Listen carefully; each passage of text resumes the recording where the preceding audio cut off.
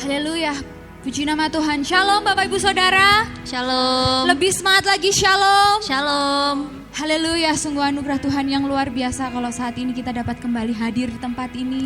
Kalau minggu-minggu lalu kita diizinkan Tuhan untuk beribadah secara online, tapi kali ini kita dapat beribadah secara offline. Saya yakin dan percaya hari ini sukacita yang baru, berkat yang baru Tuhan curahkan untuk setiap kita di tempat ini. Amin. Haleluya. Sebelum kita mulai ibadah pada siang hari ini, saya akan membacakan pengumuman dari gereja. Pengumuman yang pertama, ibadah tatap muka atau offline akan diadakan sebanyak 3 kali setiap hari Minggu pada jam 6:30 pagi, jam 9 pagi, dan juga jam 5 sore. Ibadah tatap muka boleh dihadiri oleh semua jemaat yang berusia di atas 12 tahun dan jemaat yang berusia di bawah 60 tahun. Setiap jemaat yang mengikuti ibadah tatap muka atau offline wajib mematuhi protokol kesehatan seperti harus dalam kondisi yang benar-benar sehat, mencuci tangan sebelum memasuki gedung gereja, memakai masker secara benar, tidak berjabat tangan dan membentuk kerumunan saat masuk dan keluar gedung gereja. Melakukan pengecekan suhu dan presensi dengan menyebutkan nama, alamat atau komsel, usia dan suhu badan. Duduk di kursi yang telah disediakan oleh petugas dan tidak diperkenankan untuk merubah posisi tempat duduk sendiri. Mempersiapkan persembahan dalam amplop atau dapat diberikan lewat transfer bank. Dan jemaat diharap tidak datang terlambat. Bagi jemaat yang belum mengikuti ibadah secara tatap muka atau offline dapat mengikuti ibadah secara online yang akan disiarkan di kanal YouTube GAIS Gideon jam 5 sore. Dan ibadah komsel atau ibadah komisi secara tatap muka untuk sementara waktu ditiadakan dan akan diberikan pemberitahuan lebih lanjut untuk ibadah komsel juga ibadah komisi. Mari saat ini kita mau siapkan hati kita, mari kita satu hati berdoa. Bapak, terima kasih untuk anugerah-Mu yang luar biasa atas setiap kami, Bapak. Terima kasih kami bersukacita hari ini karena kami dapat berkumpul di tempat ini, kami dapat beribadah secara offline di tempat ini, Bapak. Ini semua karena anugerah-Mu yang luar biasa saja, Yesus. Dan saat ini Tuhan, Kamu siapkan hati kami, Kamu siapkan hidup kami Tuhan, Kamu beri yang terbaik pada kesempatan kali ini Tuhan. Engkau yang memberkati setiap kami di tempat ini Tuhan. Engkau yang memimpin ibadah kami, Engkau yang berotoritas Tuhan. Dari awal pertengahan hingga akhirnya kami serahkan semua dalam tangan kuasa-Mu Yesus. Terima kasih Bapak, terima kasih. Hanya di dalam nama Tuhan Yesus kami siap untuk memuliakan Engkau. Haleluya. Amin. Mari saya undang Bapak Ibu Saudara untuk bangkit berdiri bersama. Lebih lagi kita mau memberi yang terbaik bagi Tuhan kita. Haleluya Yesus. Kau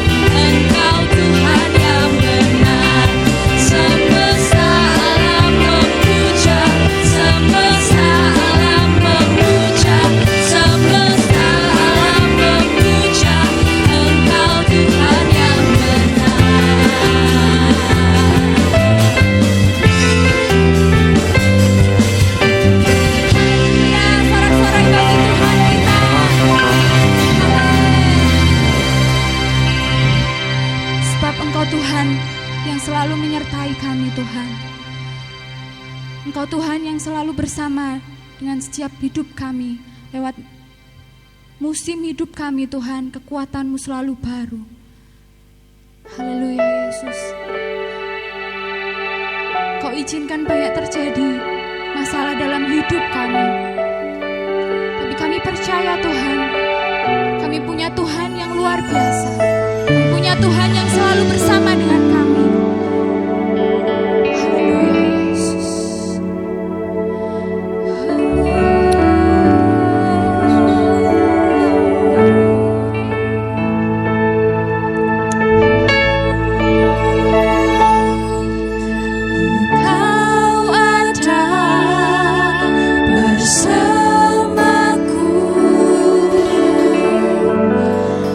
Setiap musim hidupku, Kau tak pernah meninggalkan kami Tuhan.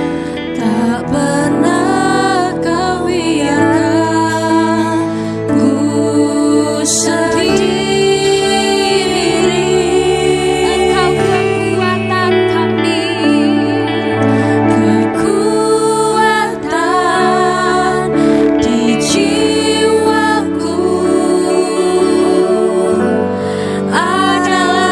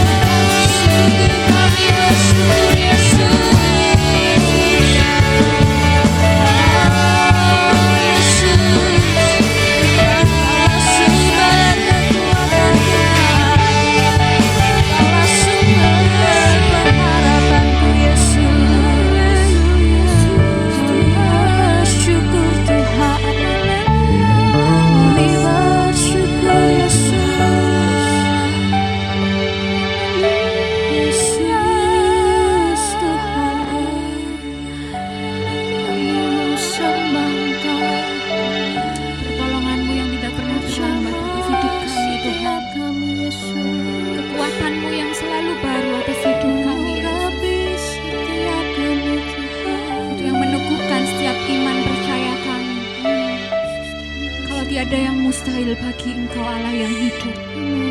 Tiada yang mustahil bagi Engkau Allah yang selalu menyertai setiap musim hidup kami. Sungguh kami percaya Tuhan. Haleluya.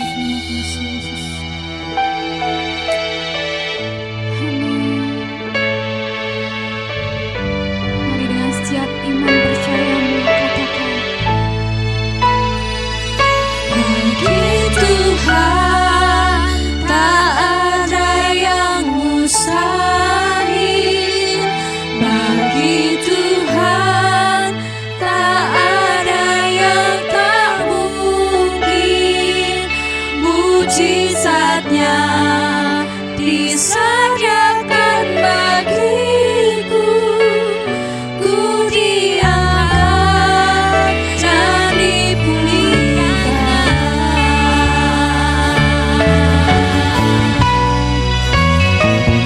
Bagi Tuhan tak ada yang mustahil. Bagi Tuhan tak ada yang tak mungkin. Mujizatnya disediakan bagiku.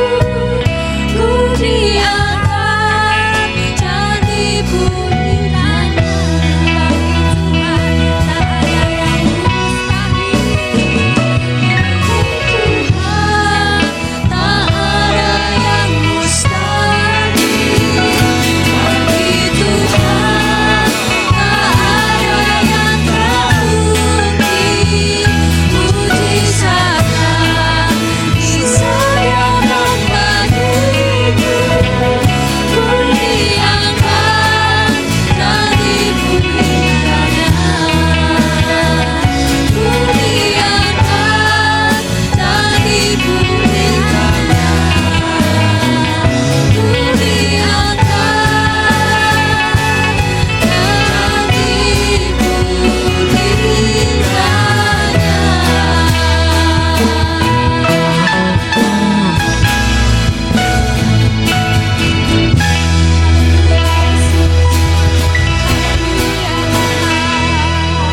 Siang ini kami mengucap syukur kepada Engkau Tuhan, jika kami bisa bertemu pada saat ini karena kebaikan Tuhan. Setelah beberapa waktu lamanya kami beribadah secara online dan hari ini kami bisa beribadah secara tatap muka.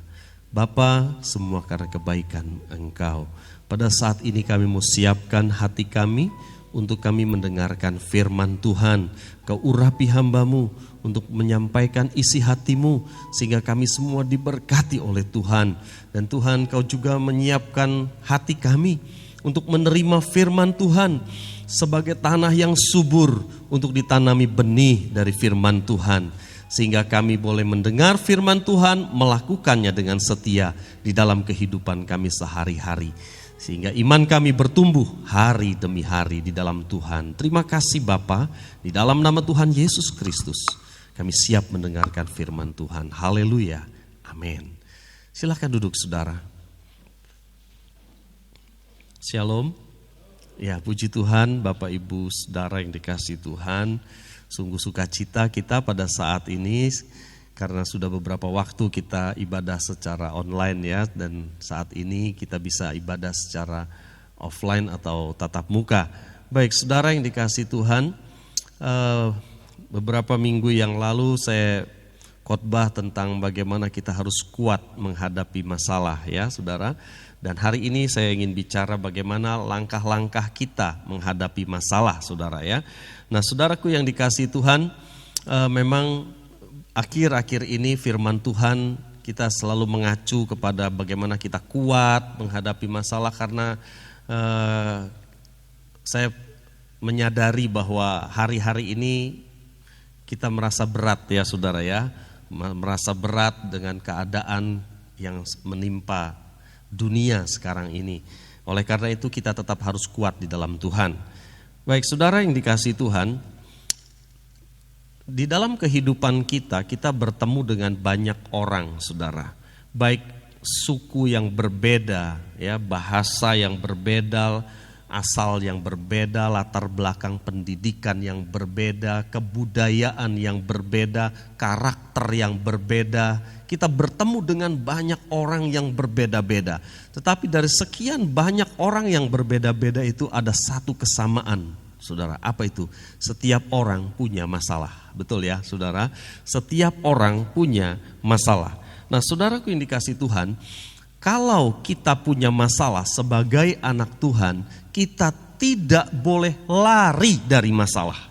Kita harus menghadapi masalah itu dengan cara Tuhan. Karena banyak orang lari daripada masalah. Akhirnya mereka terjerumus kepada narkoba, minuman keras, dan sebagainya, saudara. Nah, kita harus menghadapi dengan caranya Tuhan ketika kita punya masalah. Ya. Pada saat ini, saudara, saya ingin kita melihat teladan dari Musa, saudara, bagaimana dia menghadapi masalah ketika berhadapan dengan orang Israel, saudara ya. Dia punya masalah dan bagaimana dia menyelesaikan masalahnya itu. Kita akan melihat bagaimana Musa menyelesaikan masalah dan nanti kita bisa aplikasikan di dalam kehidupan kita masing-masing ya. Kita akan baca Bilangan 16 ayat 1 sampai dengan 3. Suatu ketika Korah, Datan, Abiram, dan On menghasut orang-orang. Korah adalah anak Yizar, Yizar anak Kehat, dan Kehat anak Lewi. Datan dan Abiram adalah anak-anak Eliab, dan On adalah anak Pelet. Datan, Abiram, dan On adalah keturunan Ruben. Keempat orang ini mengumpulkan 250 orang Israel dan datang menentang Musa. Orang-orang yang mereka kumpulkan itu adalah para pemimpin umat yang dipilih oleh umat, orang-orang terkenal. Mereka berkumpul untuk menentang Musa dan Harun dan berkata, "Cukuplah semua ini, seluruh umat adalah orang-orang kudus dan Tuhan ada di antara mereka. Jadi, mengapa kamu meninggikan diri lebih daripada jemaat Tuhan ini?" Ya, terima kasih. Saudara yang dikasihi Tuhan, Musa adalah pemimpin bangsa Israel yang membawa bangsa Israel keluar dari negeri Mesir. Negeri perbudakan di mana mereka bertahun-tahun di sana jadi budak di negeri Mesir. Dan dengan pertolongan Tuhan, Musa membawa keluar bangsa Israel keluar dari negeri Mesir untuk menuju ke tanah perjanjian, saudara ya. Kita mungkin berpikir bahwa orang Israel itu akan senang, gembira ya, karena keluar dari tanah perbudakan. Tetapi kalau saudara perhatikan di dalam Alkitab, mereka bukannya senang, tetapi mereka malah suka bersungut-sungut. Mereka suka marah. Dan saudara, kalau kita lihat ayat yang baru saja kita baca, itu ada beberapa orang dan ada 250 orang itu menentang Musa, saudara ya. Jadi saudaraku yang dikasihi Tuhan, apa yang dialami Musa bukanlah sesuatu yang mudah pada saat itu, saudara. Dan ini bukan kejadian pertama kali, ya.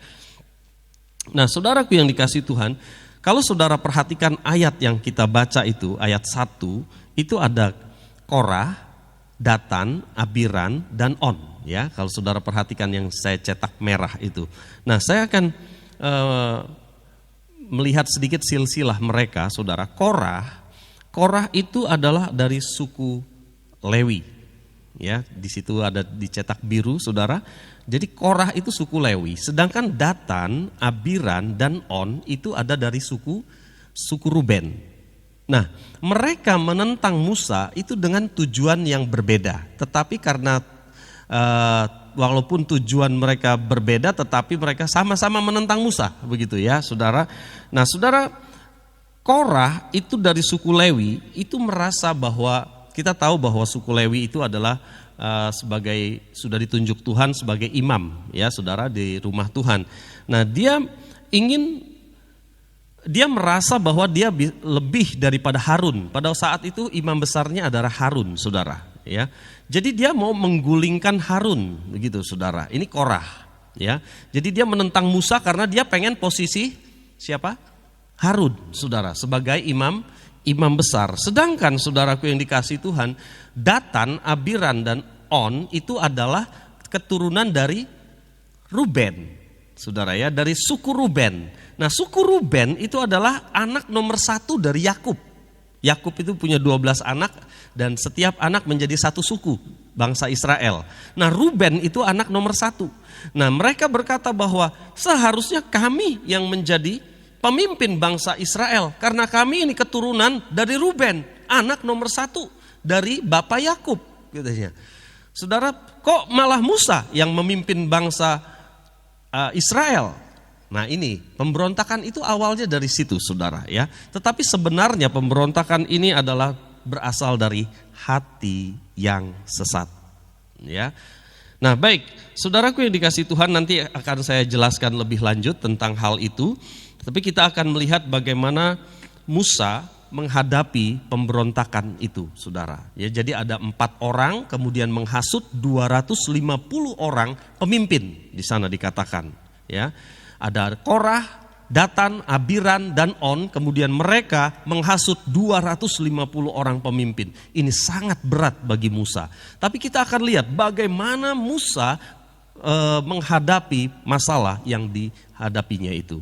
Yang pertama, saudara, ada 5 langkah ya untuk menghadapi masalah ini. Yang pertama adalah berdoa secara pribadi. Ya, berdoa secara pribadi. Mari kita lihat Bilangan 16 ayat 4. Ketika Musa mendengarnya, ia sujud sampai ke tanah. Perhatikan, ketika Musa mendengarnya, mendengar ada pemberontakan, mendengar ada masalah, apa dikatakan di sana, saudara? Ia sujud sampai ke tanah. Dia sujud kepada siapa? Kepada Tuhan. Dia berdoa. Saudara yang dikasihi Tuhan, saya tanya saudara, kalau saudara tiba-tiba mendengar kabar buruk, saudara punya masalah, apa yang saudara lakukan? Apakah saudara langsung mencari Tuhan berdoa? Atau bingung, piye ini, bagaimana ini, mencari pertolongan lain dan sebagainya? Saudara yang dikasihi Tuhan, pelajaran pertama dari Musa yang harus kita petik adalah ketika dia menghadapi masalah, dia sujud kepada Tuhan. Amin, saudara.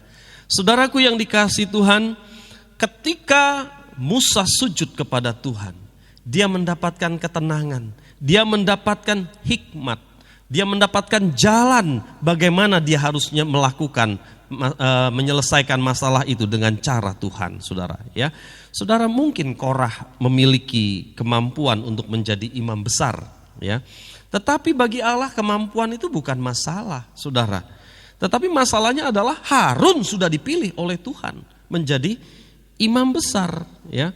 Saudara, dalam kehidupan sehari-hari jangan seperti Korah yang iri, yang ingin kedudukan orang lain yang Tuhan sudah tetapkan, saudara, ya. Demikian juga mungkin di dalam kehidupan keluarga. Coba saudara perhatikan, suami istri itu sudah punya fungsi masing-masing, tugas masing-masing. Benar ya saudara? Alkitab katakan, hai suami-suami apa saudara? Kasihilah istrimu, betul ya saudara? Jadi suami harus mengasihi istri. Hai istri-istri apa saudara? Tunduklah kepada suami. Jangan iri masing-masing kepada kedudukan masing-masing, saudara. Ya, ada banyak, mungkin enggak banyak ya. Kalau di gereja Gideon enggak ada mungkin ya, saudara. Istri mau jadi kepala keluarga, ngatur-ngatur semua, saudara. Ya, kalau suaminya takut, jadi dia bangga. Dia ngomong sama temennya, tuh lihat, suamiku takut sama aku, katanya. Bangga lagi, saudara. Jangan bangga loh, saudara ya. Ya, saudaraku yang dikasihi Tuhan, jangan kita mengambil alih posisi orang lain. Nanti kita jadi seperti Korah, ya. Yang kedua, saudara. Jadi yang pertama kita harus berdoa ya. Yang kedua adalah hadapi masalahnya. Kalau saudara harus menghadapi masalah itu, saudara, ya. Banyak orang nggak suka menghadapi masalah, saudara. Akhirnya apa? Lari dari masalah. Itu yang saya katakan tadi, saudara. Ada orang lari jadi terjerumus ke dalam narkoba, seks bebas, mabuk-mabukan dan sebagainya, saudara. Dan yang paling parah adalah sampai bunuh diri, saudara. Orang bunuh diri itu lari dari masalah, saudara. Ya, dia lari dari masalah, nggak berani menghadapi kenyataan hidup, saudara. Nah, saudaraku yang dikasih Tuhan, hadapi masalahnya. Ya, saudara, Musa dari suku Lewi, sementara itu Datan, Abiram, dan On itu dari suku Ruben. Tadi saya katakan, saudara, bahwa mereka itu tidak menyukai otoritas Musa. Datan, Abiram, dan On. Kenapa? Karena mereka dari suku Ruben. Mereka berkata bahwa aku ini adalah keturunan anak nomor 1. Harusnya kami ini yang memimpin bangsa Israel, bukan Musa, katanya. Tapi mereka lupa, saudara, bahwa Ruben itu sudah kehilangan hak kesulungan. Coba kita lihat Kejadian 49, 3 sampai dengan 4. Ruben, engkaulah anak sulungku, kekuatanku dan permulaan kegagahanku. Engkaulah yang terutama dalam keluhuran, yang terutama dalam kesanggupan. Engkau yang membual sebagai air, tidak lagi engkau yang terutama, sebab engkau telah menaiki tempat tidur ayahmu. Waktu itu engkau telah melanggar kesuciannya. Dia telah menaiki petiduranku. Saudara, ayat 3 menyatakan bahwa memang Ruben engkaulah anak sulungku, katanya. Tetapi ayat 4, saudara, ada kata-kata tidak lagi engkau yang terutama karena dosa, saudara. Nah, ini dia, saudara, ya. Nah, saudaraku yang dikasih Tuhan, Musa dengan segala pengorbanannya membawa bangsa Israel keluar dari negeri Mesir, dan mereka masih bersungut-sungut. Padahal Tuhan bilang, negeri yang akan kuberikan itu adalah negeri yang berlimpah susu dan madunya. Tapi kalau saudara baca di Bilangan 16 ayat 13, mereka membalik. Dia bilang Mesir itu penuh berlimpah susu dan madu. Padahal di Mesir mereka apa, saudara? Jadi budak, saudara. Ya. Tapi mereka bilang lebih enak di Mesir daripada kita di sini bisa mati kita di padang gurun ini, katanya. Saudaraku yang dikasih Tuhan, mereka memberontak. Nah, Musa menghadapi masalahnya. Akhirnya apa yang dilakukan Musa? Saudara, kalau baca ayat-ayat itu selanjutnya, Musa memanggil Datan dan Abiram. Musa menghadapi mereka. Oke, apa maumu? Dia panggil Datan dan Abiram. Dihadapi sama Musa. Tetapi masalahnya mereka nggak mau datang, saudara. Ya, Datan dan Abiram dipanggil oleh Musa, tetapi mereka tidak mau datang. Tetapi apakah Musa marah? Tidak. Nah, disinilah terlihat kualitas rohani Musa yang begitu luar biasa, saudara. Dia bisa mengendalikan emosinya, menguasai dirinya, saudara. Luar biasa loh, saudara. Padahal orang-orang itu memberontak dan menghasut 250 pemimpin yang dipilih oleh jemaat, saudara. Tetapi Musa tetap sabar, tetap mempunyai kelembutan hati. Saudaraku yang dikasih Tuhan, yang pertama berdoa. Hal kedua, hadapi. Sekalipun mungkin tidak enak bagi kita, tapi kita harus hadapi, saudara, dengan kelembutan hati, ya, dengan kesabaran.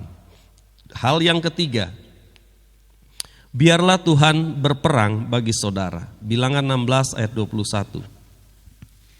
Pisahkanlah dirimu dari tengah-tengah umat ini, supaya ku hancurkan mereka dalam sekejap mata.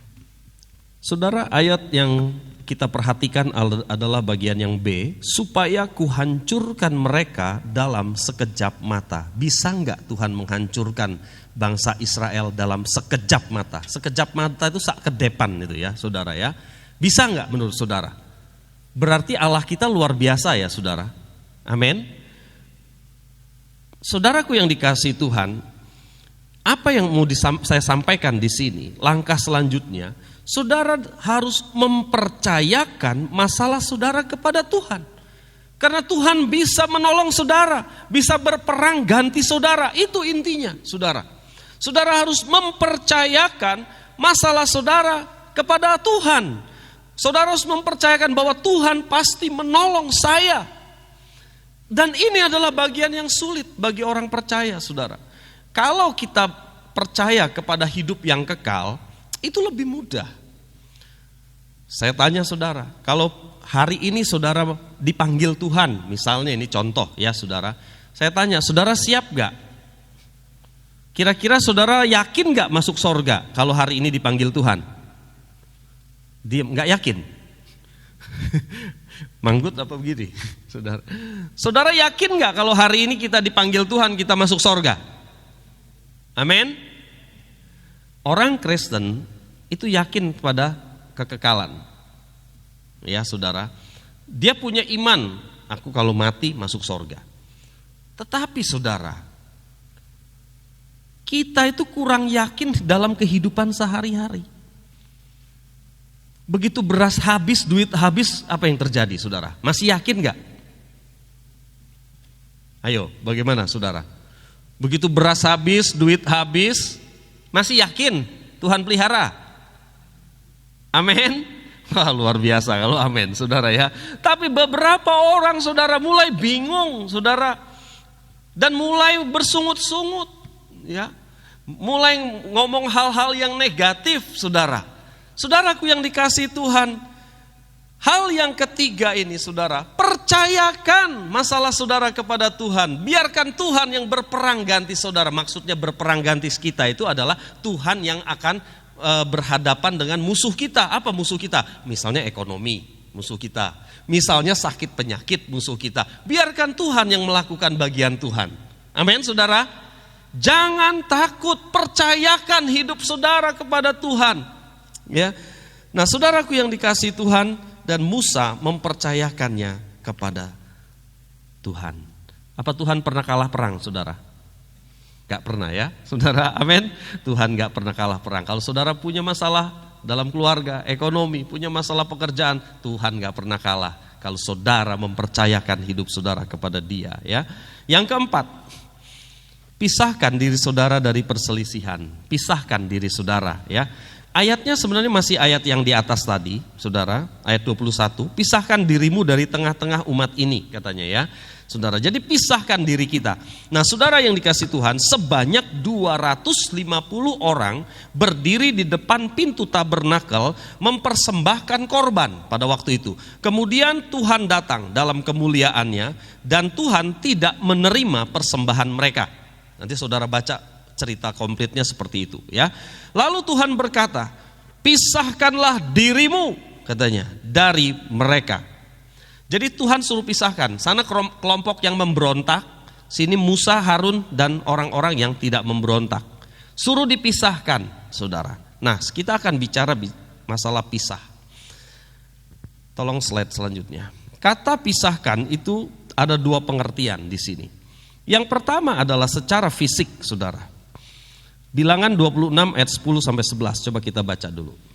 Saat itu tanah membuka mulutnya dan menelan Korah bersama semua para pengikutnya. Api membakar 250 orang sampai mati. Hal itu menjadi peringatan bagi mereka. Namun anak-anak Korah tidak mati. Perhatikan, ketika Tuhan katakan pisahkan dirimu, di sana adalah Korah, Datan, Abiram, dan On, dan 250 pemimpin yang memberontak, dan di sini adalah kelompok Musa dan Harun, saudara. Kemudian di situ dikatakan tanah membuka mulutnya, artinya tanah itu membuka, membelah, dan mereka mati terkubur hidup-hidup di sana. Kelompok Korah dan yang memberontak itu, saudara. Ya. Tetapi ayat 11, saudara lihat ayat 11. Namun anak-anak Korah tidak mati. Mengapa anak-anak Korah tidak mati? Apa mereka terkubur terus hidup lagi? Bukan. Mereka tidak mati karena mereka tidak ikut di dalam pemberontakan orang tuanya. Mereka memisahkan diri. Ya, memisahkan diri sehingga mereka tidak ikut. Saudara yang dikasihi Tuhan, secara fisik kita harus memisahkan diri dari lingkungan yang kurang baik. Kita harus memisahkan diri dari pengaruh buruk teman-teman kita. Kita harus memisahkan diri dari kegiatan-kegiatan kita yang menjerumuskan, saudara. Kita harus pisahkan diri kita. Alkitab katakan apa? Pergaulan yang buruk merusak kelakuan yang baik. Kita harus pisahkan. Bukan saya katakan harus memusuhi, beda loh saudara. Ya, saya tidak suruh saudara memusuhi orang lain. Tapi kita harus memisahkan diri. Kita harus tahu jarak. Kita harus atur hidup kita, saudara. Mengapa? Kalau tidak, saudara, kita akan seperti Korah. Ini kan melambangkan apa, saudara? Maut Korah itu. Tanah terbuka dan mereka masuk dan mati, binasa. Saudara, kalau kita tidak memisahkan diri dari dunia ini, kita pun satu saat akan masuk neraka, saudara. Tetapi anak-anak Korah selamat. Kenapa? Karena mereka memisahkan diri. Saudara harus memisahkan diri. Itulah yang disebut dengan umat yang kudus. Apa maksudnya umat yang kudus? Umat yang kudus adalah umat yang dipisahkan dari dunia ini, saudara. Itu adalah umat yang kudus. Yang kedua, yang pertama tadi secara fisik, yang kedua secara mental. Mungkin saudara adalah korban gosip ya. Korban fitnah misalnya. Saudara korban fitnah ya. Terus saudara tahu saudara difitnah. Kira-kira saudara bagaimana sikap saudara? Pikiran saudara bagaimana? Mungkin kita akan anyel ya sama orang yang memfitnah kita. Betul apa enggak saudara? Kita punya pikiran yang negatif terhadap orang yang menyakiti kita, memfitnah kita. Betul ya saudara? Nah inilah yang saya katakan, kita harus memisahkan diri dari pikiran-pikiran yang negatif. Buang. Paulus katakan itu adalah sampah. Ingat saudara, pikiran yang negatif, perkataan-perkataan yang gak benar yang masuk di telinga kita saudara, yang membuat kita down, apalagi itu adalah orang-orang Kristen yang membuat kita down saudara. Paulus katakan itu apa saudara? Sampah, dibuang saudara. Pikiran negatif buang saudara. Di dalam Filipi 4 ayat 8 dikatakan pikirkan hal-hal yang baik, yang mulia, yang agung, yang suci. Ya betul ya saudara, pikirkanlah semua itu. Jangan pikir hal-hal yang buruk ya. Oke, itu yang keempat. Sekarang yang kelima, yang terakhir. Kita harus bersyafaat untuk orang lain. Bersyafaat itu artinya berdoa untuk keselamatan orang lain. Berdoa memberkati orang lain, saudara. Ya, itu bersyafaat namanya. Nah, mari kita lihat Bilangan 16 ayat 22. Tetapi sujudlah mereka berdua dan berkata, Ya Allah, Allah dari roh segala makhluk, satu orang saja berdosa. Masakan engkau murka terhadap segenap perkumpulan ini? Musa masih bernegosiasi sama Tuhan supaya Tuhan gak memusnahkan mereka, saudara. Musa itu berdoa bagi mereka. Saudaraku yang dikasih Tuhan, walaupun ditekan dan membuat Musa mungkin hatinya tidak enak saudara ya, akibat dari pemberontakan itu, dia tetap berdoa untuk bangsa Israel. Saudaraku yang dikasih Tuhan, baiklah ini menjadikan satu teladan bagi kita. Kalau saudara berdoa memberkati orang yang baik kepada saudara, itu biasa, gampang. Benar apa enggak saudara? Saudara berdoa untuk orang lain, orang tua kita, ayah kita, ibu kita, pendeta kita gitu ya saudara ya. Kita berdoa untuk perusahaannya, tempat kita bekerja, itu baik saudara. Dan itu mudah, itu biasa. Tapi kalau saudara berdoa untuk musuh saudara, itu luar biasa. Amin. Tapi doanya yang benar, jangan biar ketabrak bis. Ya, jadi saudara harus berdoa supaya Tuhan berkati si A itu. Dia sudah menyakiti saya, tetapi biar dia bertobat Tuhan, berkati hidupnya Tuhan. Ya toh, saudara, berdoa agar dia diberikan keselamatan, berdoa agar dia bertobat. Itu baru luar biasa, saudara. Saudaraku yang dikasih Tuhan, banyak anak Tuhan itu latah. Bagaimana kabarnya? Luar biasa. Tapi punya sakit hati sama si A, sakit hati sama si B, itu enggak luar biasa, saudara. Luar biasa itu kalau saudara disakiti, saudara bisa mendoakan orang itu. Amin, saudara. Kalau saudara difitnah, saudara bisa memberkati dia. Itu luar biasa. Amin, saudara. Itu dia, saudara, yang dikasih Tuhan. Jadi saudara, kita harus bersyafaat, berdoa untuk orang lain, menjadi jemaat Tuhan yang luar biasa. Amin, saudara. Bisa melakukan firman Tuhan. Saudara lihat. Ini adalah contoh daripada Musa bagaimana dia menyelesaikan masalah, saudara. ketika dia menyelesaikan masalah ini dengan tuntunan Tuhan, saudara, dia mengampuni, dia berdoa, memberkati orang lain. Dan saya kasih tahu saudara, ini bukan pertama kali Musa melakukannya. Bahkan di ayat yang lain, saudara, Musa itu pernah berkata, Tuhan, kalau engkau hancurkan, engkau musnahkan bangsa Israel, lebih baik engkau hapus namaku dari kitab kehidupan. Itu kata Musa, saudara. Ya, itu sebabnya Tuhan bilang, di muka bumi ini enggak ada orang selembut hatinya Musa. Lembut hatinya, disakiti tetap mengampuni, disakiti mendoakan. Luar biasa, saudara. Saudaraku yang dikasihi Tuhan, mari kita mempunyai karakter seperti Musa. Amin, saudara. Ketika saudara menghadapi masalah, mari kita mau melihat teladan Musa. Dia menghadapi dengan cara Tuhan, maka masalahnya selesai dan Tuhan ada di pihak Musa. Mari kita akan tundukkan kepala, kita akan nyanyikan lagu kita yang tadi.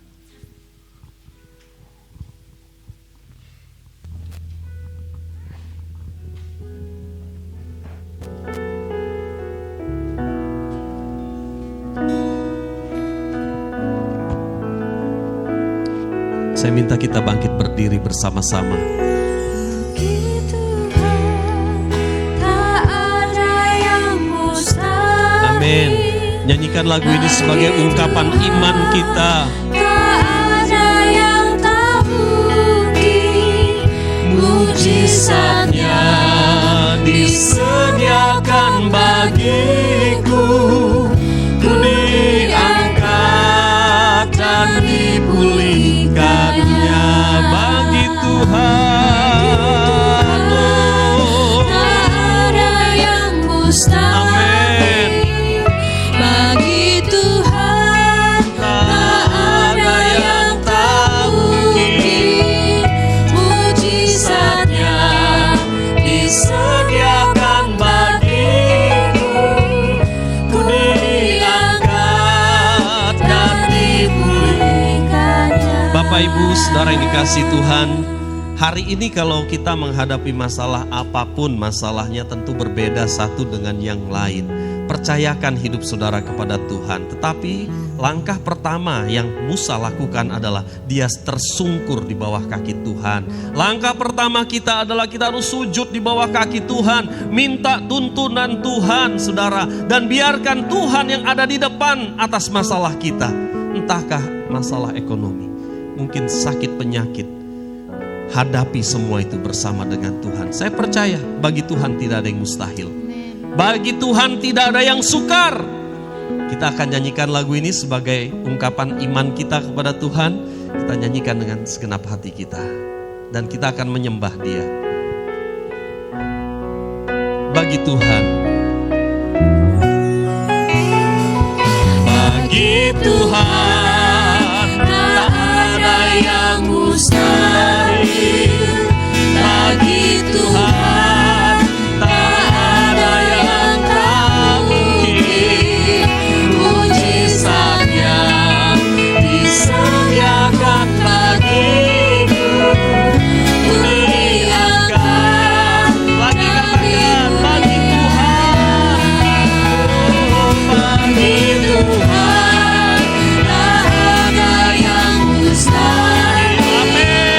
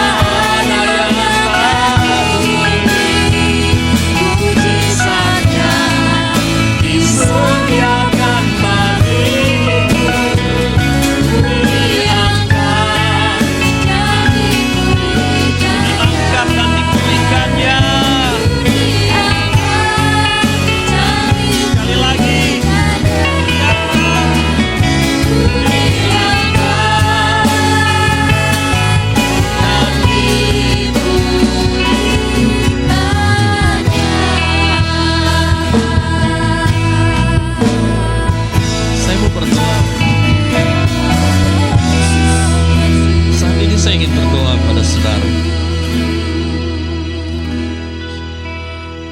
Di dalam nama Tuhan Yesus, kami sudah mendengar firman-Mu pada saat ini Tuhan. Engkau tahu keadaan kami. Engkau tahu seruan hati kami. Engkau tahu jeritan hati kami Tuhan yang paling dalam. Setiap jemaat satu persatu Engkau mengenali kami sedemikian. Engkau begitu menyayangi kami Tuhan. Saat ini hamba-Mu berdoa. Engkau mau menjamah setiap jemaat-Mu satu persatu. Masalah yang mereka hadapi Tuhan, kami percaya semua seizin Tuhan. Hamba-Mu berdoa, pulihkan mereka di dalam nama Tuhan Yesus Kristus. Pulihkan Tuhan. Mungkin sudah terlalu lama sehingga putus asa. Tetapi hari ini firman-Mu memberi kekuatan. Pertolongan Tuhan pasti datang. Amin. Dalam nama Tuhan Yesus. Amin. Pulihkan umat-Mu Tuhan. Pulihkan umat-Mu di dalam nama Tuhan Yesus Kristus. Apapun yang mereka hadapi, dipulihkan oleh kuasa Tuhan. Di dalam nama Tuhan Yesus Kristus. Haleluya. Terima kasih Bapa di sorga. Kami terima kemenangan dari Tuhan hari ini. Hari ini adalah hari kemenangan bagi kami Tuhan.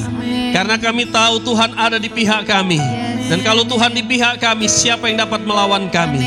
Tidak ada. Bahkan masalah sebesar apapun tunduk kepada kuasa Tuhan. Terima kasih banyak Bapa di sorga. Terima kasih. Mari kita akan berdoa syafaat pada saat ini saudara. Bapa, kami berdoa untuk bangsa Indonesia. Di mana pandemi COVID-19 belum berlalu. Kami berdoa untuk para pemimpin bangsa ini Tuhan. Pada Bapak Presiden, Tuhan berikan hikmat kepada pejabat-pejabat pemerintah yang harus mengambil keputusan. Tuhan berikan hikmat agar setiap keputusan yang dibuat adalah sesuai dengan kehendak Tuhan, dituntun oleh Tuhan, sehingga bangsa kami ini keluar dari pandemi COVID-19 ini. Terima kasih banyak Bapa di sorga. Engkau berkati bangsa ini. Berkati bangsa ini Tuhan. Ampuni kami Tuhan kalau kami bersalah di hadapan Engkau. Tutup bungkus dengan darah-Mu bangsa Indonesia. Dan diberkati sehingga rakyat Indonesia hidup makmur, sejahtera dan sentosa. Terima kasih banyak Bapa di sorga. Terima kasih. Kami pada saat ini akan mengakhiri ibadah kami. Mari saudara, kita akan tengadahkan tangan kita, kita terima berkat dari Tuhan. Kiranya Engkau memberkati kami dengan berlimpah-limpah. Kau perluas daerah kami. Kiranya tangan-Mu yang kuat menyertai kami dan melindungi kami daripada malapetaka. Sehingga kesakitan tidak menimpa hidup kami. Saudara yang dikasihi Tuhan, pulanglah sekarang. Dengan membawa berkat yang besar dari Allah Bapa, Allah Anak dan Allah Roh Kudus. Yang senantiasa menyertai kita, membimbing kita dan memimpin kita dari kemenangan kepada kemenangan. Mulai saat ini sampai selama-lamanya. Di dalam nama Tuhan Yesus kami terima berkat Allah sepanjang minggu ini. Haleluya. Amin.